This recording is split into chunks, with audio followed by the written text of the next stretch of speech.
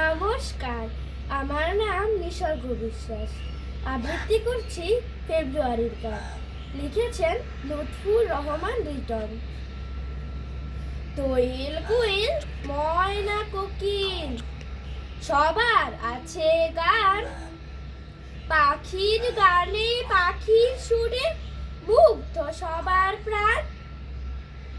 সাগর নদীর উর্মিমালার মন ভোলানো সুর, নদী হচ্ছে স্রোতস্বিনী, সাগর সমুদ্র ছড়ায় পাহাড় সুরের বাহার।